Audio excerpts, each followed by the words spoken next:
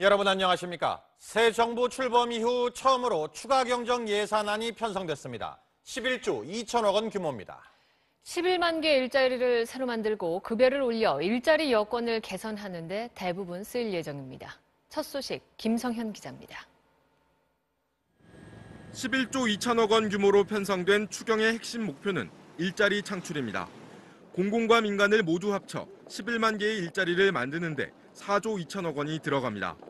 공공부문에선 보육교사와 치매관리사 등 사회서비스 일자리 2만 4천 개와 노인 일자리 3만 개를 확보하고 하반기엔 경찰과 소방관 등 공무원 1만 2천 명을 추가 채용할 예정입니다. 또 중소기업이 청년 3명을 정규직으로 채용하면 세 번째 근로자 임금을 정부가 지원하는 등 민간 일자리도 3만 9천 개를 창출한다는 계획입니다. 지방에 배정되는 3조 5천억 원도 최대한 일자리 확대에 쓰이도록 할 방침입니다. 급여를 올려주는데도 1조 2천억 원이 투입됩니다. 육아휴직 첫 3개월간 급여를 2배 인상하고 노인 일자리 급여를 월 22만 원에서 27만 원으로 5만 원 올리기로 했습니다. 노인 치매센터 205곳을 신설하고 전국 초등학교에 미세먼지 측정 장치를 설치하는 등에도 2조 3천억 원이 배정됐습니다. 국채 발행 없이 일자리를 만들고 소득 계층 40%에 해당되는 서민들의 생활을 돕는 그런 내용으로 정부는 추경안을 모레 국회에 제출하고 6월 임시국회에서 처리되면 다음 달부터 집행할 계획입니다. MBC 뉴스 김성현입니다.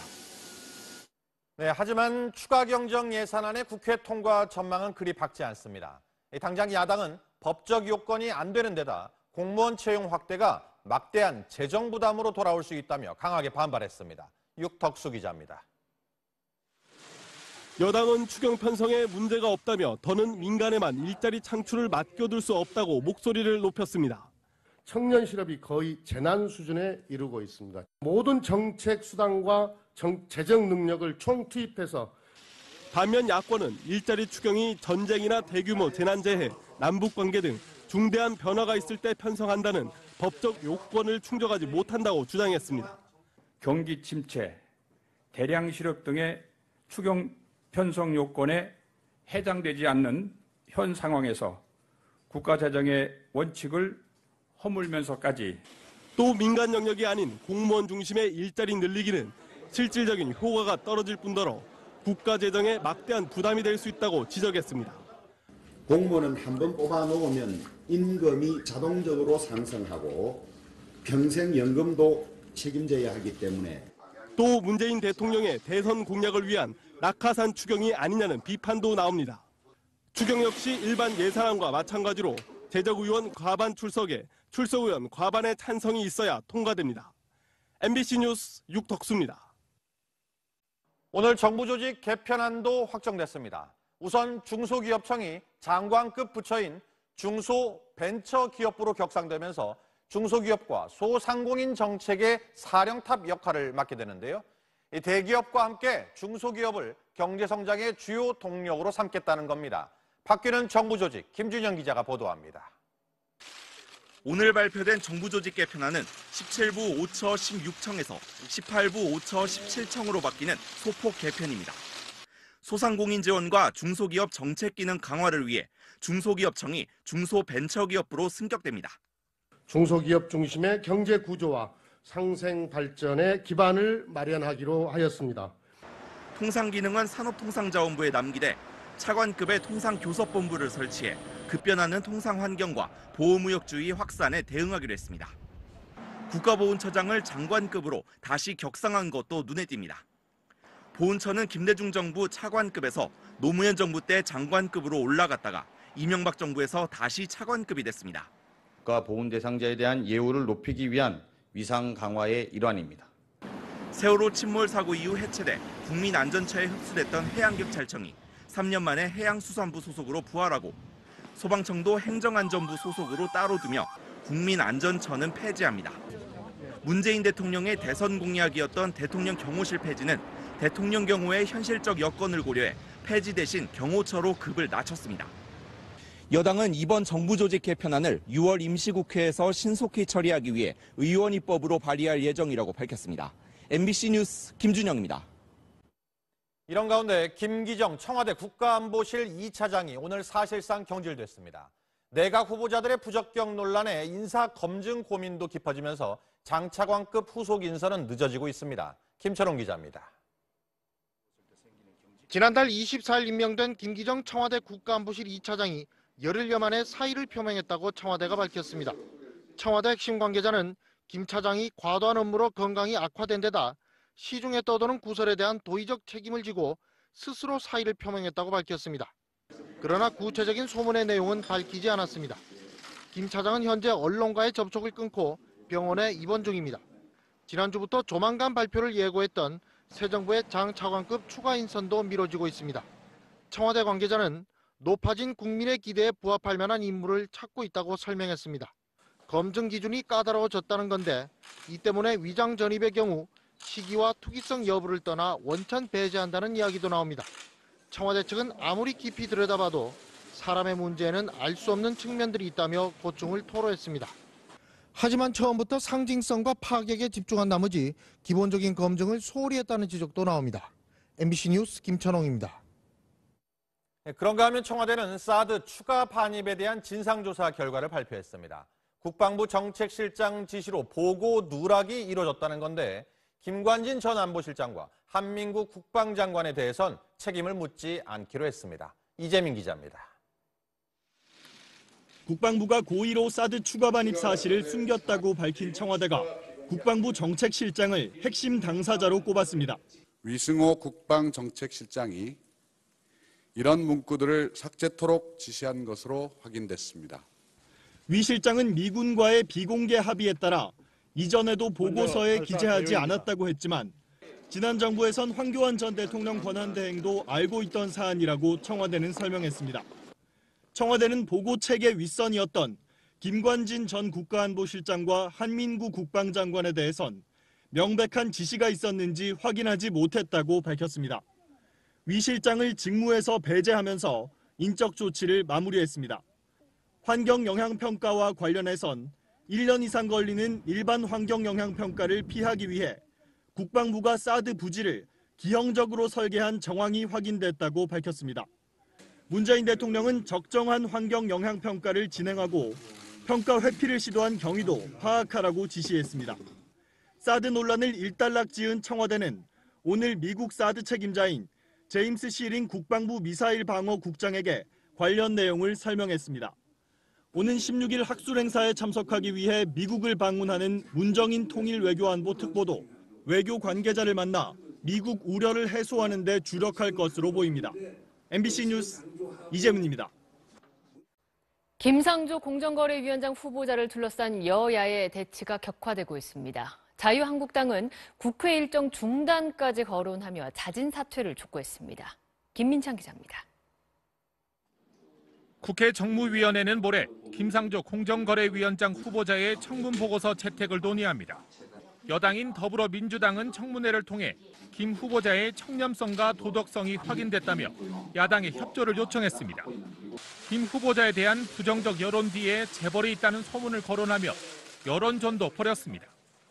사실이라면 재벌 대기업들은 김상조 때리기에서 손을 뗄 것을 강력히 경고합니다. 자유한국당은 위장 전입과 논문 표절, 다운 계약서 등의 각종 의혹을 거론하며 상한 냄새가 나는 음식에 비유해 버리는 게 현명하다고 주장했습니다.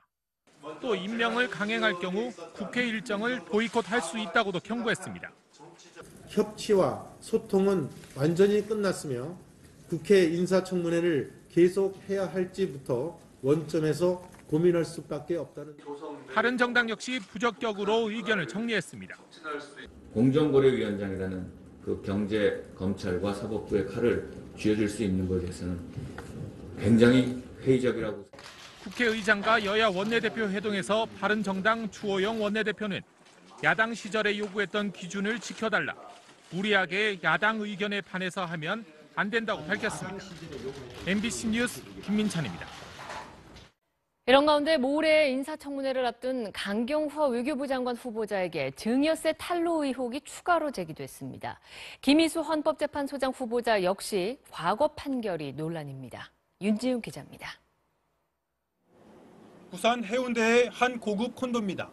강경화 외교부 장관 후보자의 남편인 이모 연세대 명예교수는 지난 2009년 장녀와 공동 명의로 객실 한 채를 분양받았습니다. 분양가는 2억 6천여만 원. 당시 26살이던 장녀는 이 교수의 건강보험 피부양자로 사실상 소득이 없었습니다. 분양가의 절반을 딸에게 증여한 셈인데 장녀는 증여세를 내지 않았다는 겁니다. 말을 바꾸고 거짓말을 했습니다. 탄로한 것도 3번째로 드러났습니다. 높은 도덕성을 요구하는 고위공직자로서 자질이 의심스럽습니다. 강 후보자 측은 차액 없이 1년도 안 돼 되팔았고 투자금은 남편이 모두 회수했다며 세금 탈루 의혹을 부인했습니다. 마지막 준비 열심히 하고 있습니다. 장녀의 이화여고 진학을 위해 위장 전입했던 아파트가 15년 동안 25명이 전입 전출을 거듭한 위장 전입 허브였다는 의혹에 대해 야당은 고발까지 검토하고 있습니다. 김희수 헌법재판소장 후보자는 과거 판결이 논란입니다. 5.18 광주 민주화운동 당시 시민군을 태우고 경찰에게 돌진한 버스 운전기사에게 사형을 선고했고 계엄사령관의 표창을 받았다는 겁니다. 사형 등 극형을 선고한 바 있고 통진당 해체 의결 시에 나홀로 소수 의견을 내는 등 리더십에 심각한 결함 요소가 보입니다. 김 후보자 부인의 충남 서산 농장은 직접 농사를 짓지 않아 농지법 위반 의혹도 제기되고 있습니다. MBC 뉴스 윤지균입니다. 홍준표 전 경남지사가 귀국하면서 대선 패배 뒤에 침체돼 있던 자유한국당의 긴장감이 감돌고 있습니다. 당권 도전을 본격화하면서 다음 달 전당대회 분위기가 달아오르기 시작했습니다. 천현우 기자입니다. 미국에서 귀국한 홍준표 전 경남지사를 맞으러 공항에 지지자들이 몰렸습니다. 홍 전 지사는 대선 패배 책임이 자신에게 있다며 머리를 숙였습니다. 제가 부족한 탓에 여러분의 뜻을 받들지 못해서 정말 죄송스럽게 생각합니다. SNS에 예상 밖의 환영 인파는 마음 둘 곳 없는 국민이 많다는 방증이라며 자유 대한민국의 가치를 지키겠다는 약속을 지키는데 매진하겠다는 글을 남겼습니다. 또 대선 때 좌파 진영의 선전 매체로 전락한 일부 여론조사 업체 때문에 힘들었다며 공천시 여론조사 규정을 폐지하는 것도 검토해야 한다고 밝혔습니다. 사실상 당권 도전 의사를 보인 것으로 다음 주부터 전국을 돌며 지지 기반 다지기에 나설 계획입니다. 당 내에서는 홍 전 지사에 맞서 친박계 원윤철, 홍문종 의원의 출마가 거론됩니다. 초선 의원들을 중심으로 세대 교체 목소리도 높아지고 있습니다. 초대선 중심의 인적 쇄신 운동과 함께 영국 보수당 재건 모델처럼 인재 영입을 통한 유능한 보수 정당으로 변신해야 합니다. 하지만 9년 만에 야당이 됐지만 인사청문회에서 강한 야성을 보여주지 못했고 대선 패배 후 열린 첫 연찬회에서도 치열한 고민이 미흡했다는 지적이 나옵니다. MBC 뉴스 천현우입니다.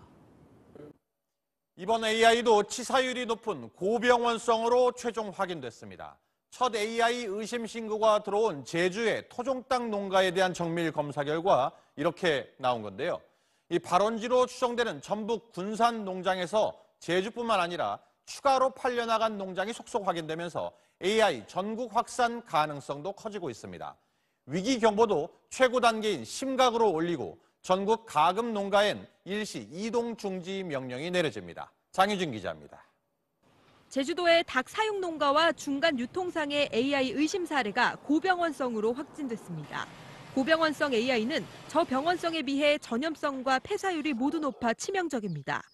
정부는 이낙연 국무총리가 주재하는 관계장관 회의를 오후에 긴급 소집하고 오늘 자정부터 AI 위기 경보를 가장 높은 심각으로 격상하기로 했습니다.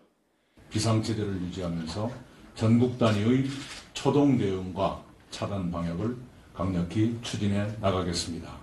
이에 따라 모레 0시부터 24시간 동안 가금류 종사자와 차량 이동이 일시 중단되고 대대적인 방역이 실시됩니다. 문제는 AI가 6개 시도로 확산될 가능성이 더 커졌다는 겁니다. AI의 진원지로 지목된 전북 군산의 농장에서 오골개를 사들인 농가가 제주와 부산뿐 아니라 경남 진주와 전북 전주, 충남 서천 등지에서 추가로 확인됐기 때문입니다. 또 군산의 닭이 재판매된 울산의 한 전통시장에서 AI 양성 반응이 또 나왔습니다. AC5 AT형 AI 바이러스가 분변 등 외부 환경 또는 가금류의 감염 상태로 남아있다가 전파되었을 가능성이. 정부는 전국에서 오골계를 대량 생산하는 5개 농가를 상대로 별도 역학조사에 나서는 한편 농장주들을 상대로 출입 통제를 강화할 것과 AI 의심 증세가 나타날 경우 바로 신고해 줄 것을 당부했습니다. MBC 뉴스 장유진입니다. 이렇게 AI가 전국적으로 확산될 조짐을 보이자 각 지자체들은 대대적인 살처분과 방역을 통해 AI 차단에 안간힘을 쓰고 있습니다. 농가에서 AI가 처음으로 발생한 제주에선 닭고기 시장이 벌써 요동치고 있습니다. 윤파란 기자입니다. 닭 사육 농가를 오가는 길목에 방역시설이 설치됐습니다. 군청 직원들이 닭을 걷어들여 매몰 지역에 옮기는 작업도 한창입니다. AI 양성 반응이 나온 농가에 닭과 오리 등 4,200여 마리를 살처분한 기장군은 주변 3km 반경으로 예방적 살처분 범위를 넓혀가고 있습니다. 가금류 4천여 마리를 매몰한 경남 양산은 AI 양성 반응이 나온 농가가 동남권 최대 산란계 농장과 12km 거리에 있어 불안감이 커지고 있습니다. 전통시장에서 유통된 닭에서 AI 양성이 나온 울산도 공무원들을 동원해 살처분을 시작했습니다. 자식처럼 키우던 닭을 하루아침에 잃은 농민들은 할 말을 잃었습니다. 세상에서 저 생명 저 초롱초롱 하는 걸 갖다가 다 살처분 시킨다 싶으니 눈물 나 죽겠어 그냥. 여름철 대목을 앞둔 닭고기 시장은 불안감에 휩싸였습니다. 제주의 토종닭 유통특구인 교래리. 살아있는 닭을 사서 직접 도축하는 식당들이 밀집된 곳입니다. 그런데 AI 탓에 살아있는 닭 거래가 금지되자 손님들의 발길도 확 줄었습니다. 닭 조달이 잘 안 될까 봐도 걱정되고 손님도 떨어질까 봐 걱정되고 20-30%는 준다고 봐도 뭐. 전국 유일의 AI 청정 지역으로 남아있던 경상북도도 방역대책본부를 재가동하고 각 시군의 거점 소독시설과 이동 통제 초소를 운영하는 등 강력한 방역 조치에 나섰습니다. MBC 뉴스 윤파란입니다.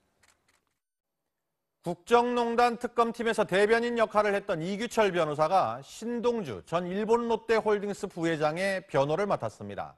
롯데에 대한 뇌물죄 수사를 시도했던 특검팀 출신의 변호인이라는 점에서 화제가 되고 있습니다. 김수근 기자입니다. 이규철 전 특검보는 최순실 게이트를 수사한 박영수 특검팀의 특검보 4명 중 1명으로 사실상 대변인 역할을 해왔습니다. 이 전 특검보는 특검 수사가 마무리된 지난 4월 말 사표를 내고 본업인 변호사로 돌아갔습니다. 로펌에 소속돼 있어 재판이 끝날 때까지 특검팀에 남기 어렵다는 이유였습니다. 그리고 한 달여 만인 오늘 법정에 섰습니다. 롯데그룹 경영비리 사건 중 횡령 등 혐의로 기소된 신동주 전 롯데홀딩스 부회장의 변호인 자격입니다. 특검팀의 부대변인 역할을 한 홍정석 변호사도 같은 사건에 합류했습니다. 이 전 특검보는 신 전 부회장 측에서 도와달라는 요청이와 개인 횡령 부분만 변론하기로 했다고 설명했습니다. 대기업의 뇌물 공여 의혹을 수사했던 특검팀 구성원으로 활동한 뒤 사건을 맡았지만 신 전 부회장 횡령 사건은 특검 수사와 아무런 관련이 없어 문제되지 않는다는 입장입니다.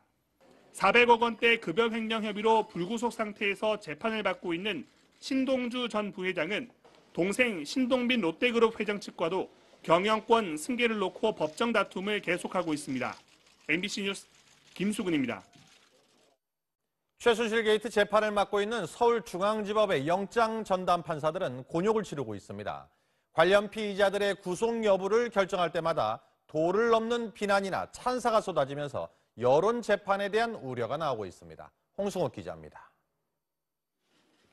정유라 씨의 구속영장이 기각되자 인터넷 포털 사이트에는 영장을 기각한 강부영 영장 전담 판사에 대한 비난글이 쏟아졌습니다.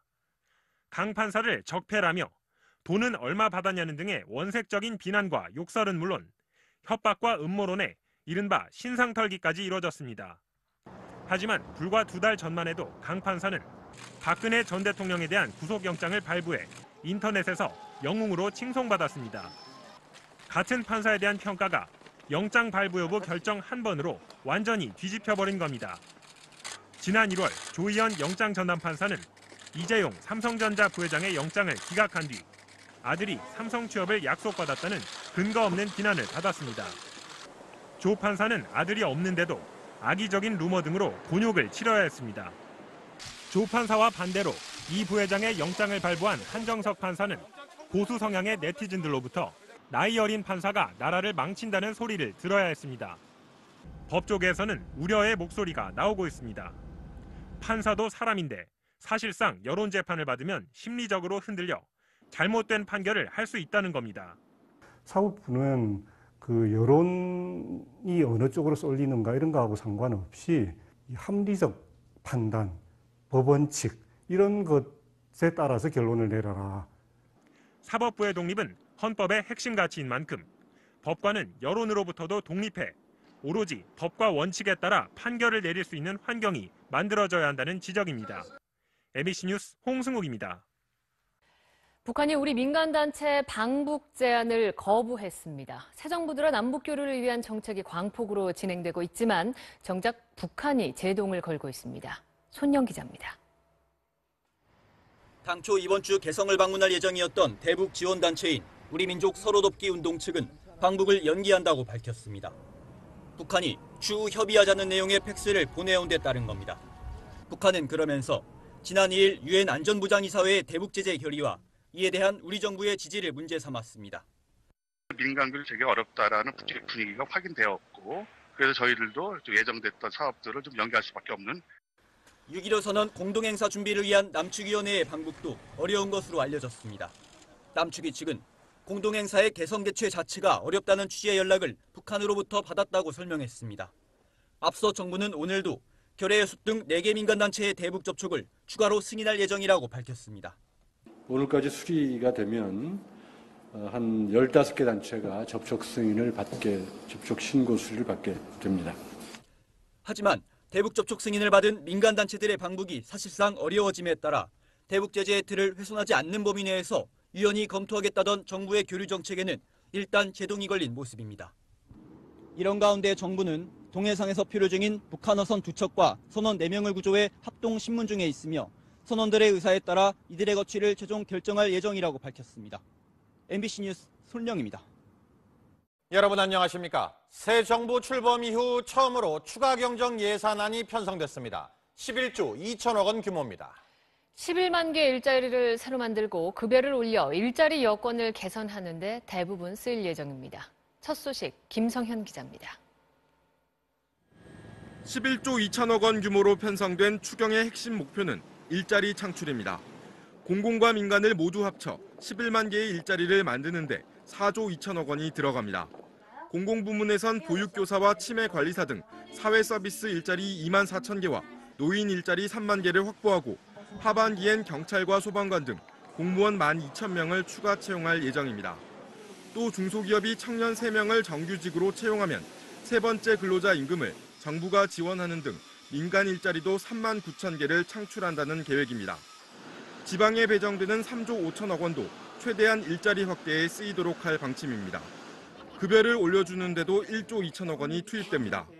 육아휴직 첫 3개월간 급여를 2배 인상하고 노인 일자리 급여를 월 22만 원에서 27만 원으로 5만 원 올리기로 했습니다. 노인 치매센터 205곳을 신설하고 전국 초등학교에 미세먼지 측정 장치를 설치하는 등에도 2조 3천억 원이 배정됐습니다. 국채 발행 없이 일자리를 만들고 소득 계층 40%에 해당되는 서민들의 생활을 돕는 그런 내용으로 정부는 추경안을 모레 국회에 제출하고 6월 임시국회에서 처리되면 다음 달부터 집행할 계획입니다. MBC 뉴스 김성현입니다. 네, 하지만 추가 경정 예산안의 국회 통과 전망은 그리 밝지 않습니다. 당장 야당은 법적 요건이 안 되는 데다 공무원 채용 확대가 막대한 재정 부담으로 돌아올 수 있다며 강하게 반발했습니다. 육덕수 기자입니다. 여당은 추경 편성에 문제가 없다며 더는 민간에만 일자리 창출을 맡겨둘 수 없다고 목소리를 높였습니다. 청년 실업이 거의 재난 수준에 이르고 있습니다. 모든 정책 수단과 재정 능력을 총투입해서 반면 야권은 또 임명을 강행할 경우 국회 일정을 보이콧할 수 있다고도 경고했습니다. 협치와 소통은 완전히 끝났으며 국회 인사청문회를 계속해야 할지부터 원점에서 고민할 수밖에 없다는. 다른 정당 역시 부적격으로 의견을 정리했습니다.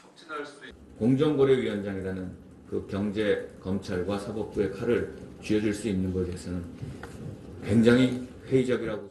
국회의장과 여야 원내대표 회동에서 바른정당 주호영 원내대표는 야당 시절에 요구했던 기준을 지켜달라, 무리하게 야당 의견에 반해서 하면 안 된다고 밝혔습니다.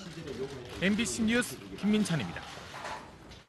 이런 가운데 모레 인사청문회를 앞둔 강경화 외교부 장관 후보자에게 증여세 탈루 의혹이 추가로 제기됐습니다. 김희수 헌법재판소장 후보자 역시 과거 판결이 논란입니다. 윤지훈 기자입니다. 부산 해운대의 한 고급 콘도입니다. 강경화 외교부 장관 후보자의 남편인 이모 연세대 명예교수는 지난 2009년 장녀와 공동 명의로 객실 한 채를 분양받았습니다. 분양가는 2억 6천여만 원. 당시 26살이던 장녀는 이 교수의 건강보험 피부양자로 사실상 소득이 없었습니다. 분양가의 절반을 딸에게 증여한 셈인데 장녀는 증여세를 내지 않았다는 겁니다. 말을 바꾸고 거짓말을 했습니다. 탄로한 것도 3번째로 드러났습니다. 높은 도덕성을 요구하는 고위공직자로서 자질이 의심스럽습니다. 강 후보자 측은 차액 없이 1년도 안 돼 되팔았고 투자금은 남편이 모두 회수했다며 세금 탈루 의혹을 부인했습니다. 마지막 준비 열심히 하고 있습니다. 장녀의 이화여고 진학을 위해 위장 전입했던 아파트가 15년 동안 25명이 전입 전출을 거듭한 위장 전입 허브였다는 의혹에 대해 야당은 고발까지 검토하고 있습니다. 김희수 헌법재판소장 후보자는 과거 판결이 논란입니다.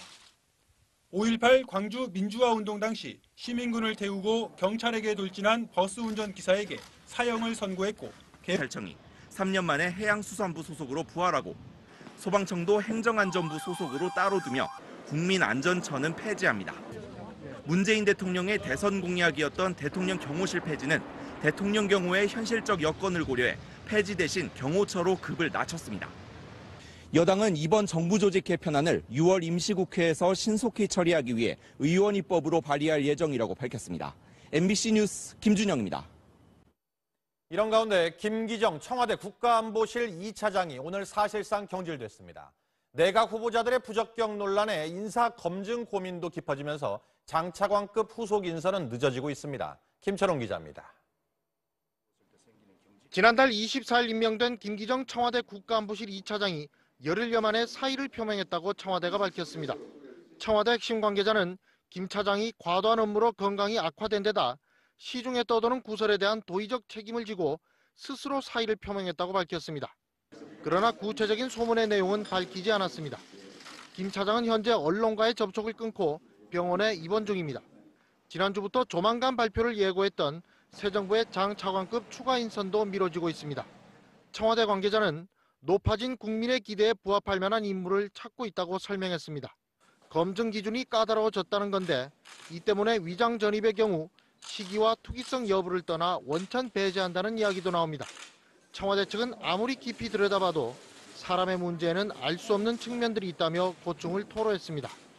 하지만 처음부터 상징성과 파격에 집중한 나머지 기본적인 검증을 소홀히 했다는 지적도 나옵니다. MBC 뉴스 김천홍입니다. 그런가 하면 청와대는 사드 추가 반입에 대한 진상조사 결과를 발표했습니다. 국방부 정책실장 지시로 보고 누락이 이루어졌다는 건데 김관진 전 안보실장과 한민국 국방장관에 대해선 책임을 묻지 않기로 했습니다. 이재민 기자입니다. 국방부가 고의로 사드 추가 반입 사실을 숨겼다고 밝힌 청와대가 국방부 정책실장을 핵심 당사자로 꼽았습니다. 위승호 국방정책 일자리 추경이 전쟁이나 대규모 재난재해, 남북관계 등 중대한 변화가 있을 때 편성한다는 법적 요건을 충족하지 못한다고 주장했습니다. 경기 침체, 대량 실업 등의 추경 편성 요건에 해당되지 않는 현 상황에서 국가재정의 원칙을 허물면서까지 또 민간 영역이 아닌 공무원 중심의 일자리 늘리기는 실질적인 효과가 떨어질 뿐더러 국가재정에 막대한 부담이 될 수 있다고 지적했습니다. 공무원은 한번 뽑아놓으면 임금이 자동적으로 상승하고 평생 연금도 책임져야 하기 때문에 또 문재인 대통령의 대선 공약을 위한 낙하산 추경이 아니냐는 비판도 나옵니다. 추경 역시 일반 예산안과 마찬가지로 재적의원 과반 출석에 출석의원 과반의 찬성이 있어야 통과됩니다. MBC 뉴스 육덕수입니다. 오늘 정부 조직 개편안도 확정됐습니다. 우선 중소기업청이 장관급 부처인 중소벤처기업부로 격상되면서 중소기업과 소상공인 정책의 사령탑 역할을 맡게 되는데요. 이 대기업과 함께 중소기업을 경제성장의 주요 동력으로 삼겠다는 겁니다. 바뀌는 정부 조직 김준영 기자가 보도합니다. 오늘 발표된 정부 조직 개편안은 17부 5처 16청에서 18부 5처 17청으로 바뀌는 소폭 개편입니다. 소상공인 지원과 중소기업 정책 기능 강화를 위해 중소기업청이 중소벤처기업부로 승격됩니다. 중소기업 중심의 경제 구조와 상생 발전의 기반을 마련하기로 하였습니다. 통상 기능은 산업통상자원부에 남기되 차관급의 통상교섭본부를 설치해 급변하는 통상 환경과 보호무역주의 확산에 대응하기로 했습니다. 국가보훈처장을 장관급으로 다시 격상한 것도 눈에 띕니다. 보훈처는 김대중 정부 차관급에서 노무현 정부 때 장관급으로 올라갔다가 이명박 정부에서 다시 차관급이 됐습니다. 국가보훈 대상자에 대한 예우를 높이기 위한 위상 강화의 일환입니다. 세월호 침몰 사고 이후 해체돼 국민안전처에 흡수됐던 실장이 이런 문구들을 삭제토록 지시한 것으로 확인됐습니다. 위 실장은 미군과의 비공개 합의에 따라 이전에도 보고서에 기재하지 않았다고 했지만 지난 정부에선 황교안 전 대통령 권한대행도 알고 있던 사안이라고 청와대는 설명했습니다. 청와대는 보고 체계 윗선이었던 김관진 전 국가안보실장과 한민구 국방장관에 대해선 명백한 지시가 있었는지 확인하지 못했다고 밝혔습니다. 위 실장을 직무에서 배제하면서 인적 조치를 마무리했습니다. 환경영향평가와 관련해선 1년 이상 걸리는 일반 환경영향평가를 피하기 위해 국방부가 사드 부지를 기형적으로 설계한 정황이 확인됐다고 밝혔습니다. 문재인 대통령은 적정한 환경영향평가를 진행하고 평가 회피를 시도한 경위도 파악하라고 지시했습니다. 사드 논란을 일단락 지은 청와대는 오늘 미국 사드 책임자인 제임스 시링 국방부 미사일 방어 국장에게 관련 내용을 설명했습니다. 오는 16일 학술 행사에 참석하기 위해 미국을 방문하는 문정인 통일 외교안보 특보도 외교 관계자를 만나 미국 우려를 해소하는 데 주력할 것으로 보입니다. MBC 뉴스 이재문입니다. 김상조 공정거래위원장 후보자를 둘러싼 여야의 대치가 격화되고 있습니다. 자유한국당은 국회 일정 중단까지 거론하며 자진 사퇴를 촉구했습니다. 김민창 기자입니다. 국회 정무위원회는 모레 김상조 공정거래위원장 후보자의 청문 보고서 채택을 논의합니다. 여당인 더불어민주당은 청문회를 통해 김 후보자의 청렴성과 도덕성이 확인됐다며 야당의 협조를 요청했습니다. 김 후보자에 대한 부정적 여론 뒤에 재벌이 있다는 소문을 거론하며 여론전도 벌였습니다. 사실이라면 재벌 대기업들은 김상조 때리기에서 손을 뗄 것을 강력히 경고합니다. 자유한국당은 위장 전입과 논문 표절, 다운 계약서 등의 각종 의혹을 거론하며 상한 냄새가 나는 음식에 비유해 버리는 게 현명하다고 주장했습니다.